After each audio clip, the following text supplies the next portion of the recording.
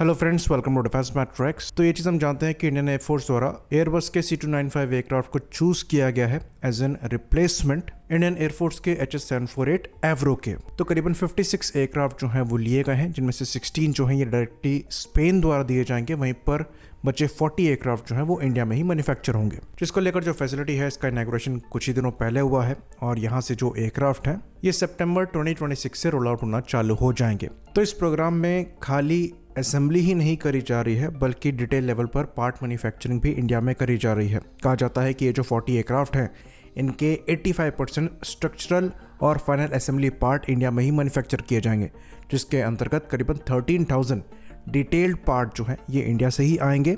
और जो 21 special processes हैं वो इंडिया में पहले ही सर्टिफाई कर लिए गए हैं। वहीं पर 37 इंडियन बेस्ड सप्लायर्स को भी चूज कर लिया गया है, जो कि प्राइवेट और पब्लिक सेक्टर दोनों से आएंगे। तो एक फाइटर प्लेटफॉर्म जितना सोफिस्टिकेटेड नहीं है, तो बहुत ज्यादा पार्ट्स की टेक्नोलॉजी ट्रांसफर में कोई परेशानी नहीं है। लेकिन इंजन जैसे जो मेजर पार्ट हैं वो अभी भी बाहर से ही लिए जा रहे हैं। यहाँ पर जो इंजन इस्तेमाल किया जा रहा है ये प्रैट एंड विटनी कनाडा का PW127G है। तो फ्यूचर में रिक्वायरमेंट के हिसाब से इंजन रिप्लेस किया जा सकता है और एक बेटर, ज़्यादा पावरफुल दूसरे ओरिजिन का इंजन भी यहाँ पर लिया जा सकता है, जो कि एक ज़्यादा रिलायबल पार्टनर को बिलोंग करता हो। तो अब आप सोच रहे होंगे कि इस बारे में हम ज़्यादा चर्चा क्यों कर रहे हैं। तो ये एक ऐसा मल्टी रोल प्लेटफॉर्म है जिसका पोटेंशियल बहुत ज़्यादा है और इसकी इसी कैपेबिलिटी को इंडिया द्वारा एक्सप्लोर किया जा रहा है। और इंडियन नेवी के साथ साथ इंडियन कोस्ट गार्ड ने भी इन प्लेटफॉर्म को लेकर मैरीटाइम रिकॉग्निजेंस एयरक्राफ्ट की रिक्वायरमेंट रखी है। तो बहुत जल्दी करीबन 15 के आसपास एयरक्राफ्ट को लेकर मिनिस्ट्री ऑफ डिफेंस द्वारा एक रिक्वेस्ट फॉर प्रपोजल रिलीज किया जा सकता है।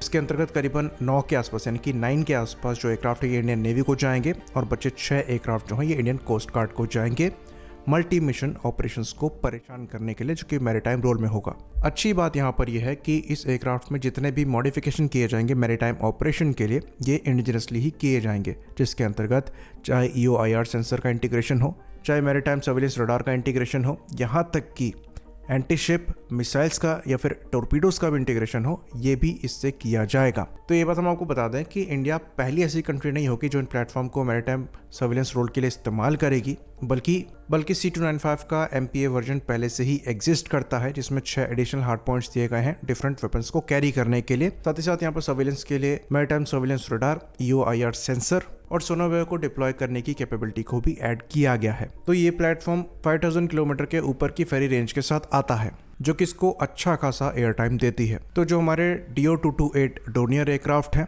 और बोइंग के P-8I मैरीटाइम पेट्रोल एयरक्राफ्ट हैं, ये उन दोनों के बीच का जो गैप है वो फिल कर सकता है और इसलिए ये प्लेटफॉर्म इस रोल में लिए जा रहे हैं। बाकी कुछ रिपोर्ट्स इधर भी इशारा करती है कि हो सकता है इनको AN-32 के रिप्लेसमेंट के तौर पर भी इंडियन एयरफोर्स कंसीडर करे, जिसकी वजह से इनके नंबर्स इजीली 100 को क्रॉस कर सकते हैं। और हमें पर्सनली ऐसा लगता है कि जो मीडियम ट्रांसपोर्ट एयरक्राफ्ट के प्रोक्योरमेंट का प्रोग्राम चल रहा है वो तो चलना ही चाहिए, लेकिन उसके पैरेलल में AN-32 को इन प्लेटफॉर्म से रिप्लेस करना हमें चालू कर देना चाहिए।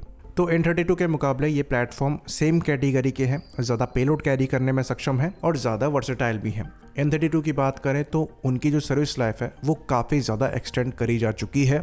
ऑल्दो ये प्लेटफॉर्म ऑलमोस्ट डेली एयरफोर्स द्वारा इस्तेमाल किए जाते हैं, पर अभी भी उनकी रिलायबिलिटी पर क्वेश्चन उठता है, क्योंकि पास्ट में हमने कई मेजर एक्सीडेंट्स देखे हैं जिसमें कई इनोसेंट लाइफ गई हैं। तो बहुत ज़रूरी है कि जो रिसोर्सेज हमारे पास हैं हम उनको पहले बेस्ट तरीके से यूटिलाइज करने की कोशिश करें। तो अगर ये प्लेटफॉर्म हम इंडिया में मैन्युफैक्चर कर रहे हैं तो हम इसे जितना एक्सप्लॉइट कर सकें उतना ज़्यादा बेहतर है, और हम इसको जितना ज़्यादा इंडिजनाइज कर पाएंगे उतना ही बेहतर ये प्लेटफॉर्म हमारे लिए फ्यूचर में रहेगा। तो इस प्लेटफॉर्म की जो वर्सेटैलिटी है उसको हमें पूरी तरीके से यूटिलाइज करना चाहिए। मैरीटाइम पेट्रोल एयरक्राफ्ट के तौर पर इसको डेवलप किया जा रहा है, जो कि बहुत अच्छी चीज़ है, लेकिन ये और रोल्स में भी काम आ सकता है। ये स्पेशल ऑपरेशंस में इस्तेमाल किया जा सकता है, क्योंकि यहाँ पर landing distance, take off distance काफ़ी कम है। वहीं पर ये अनप्रिपेयर्ड रनवेज पर भी लैंड कर सकता है।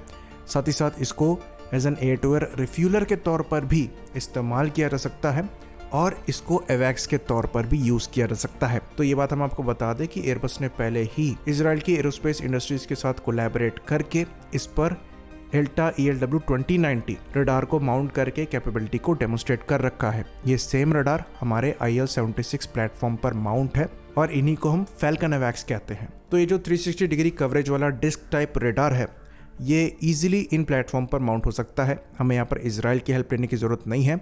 हम इस तरीके का एक बड़ा एवेक्स पहले से ही बना रहे हैं, तो इस प्लेटफॉर्म का यूटिलाइजेशन हम वहाँ भी कर सकते हैं। यहाँ एयरबस की एक्सपर्टीज का फ़ायदा हम उठा सकते हैं अपने खुद के रडार के इंटीग्रेशन को लेकर, ताकि जो पेंडिंग रिक्वायरमेंट्स हैं उसको हम जल्द से जल्द पूरा कर पाएँ और बाहर हमारी डिपेंडेबिलिटी कम से कम हो। होपफुली इस डायरेक्शन में हम आगे बढ़ें, क्योंकि फ़िलहाल चीज़ें पॉजिटिव नज़र आ रही हैं। आई होप इन्फॉर्मेशन यहाँ पर क्लियर रही हो। इसी बात पर इस वीडियो को हम ख़त्म करेंगे। लाइक करिए, सब्सक्राइब करिए। जय हिंद।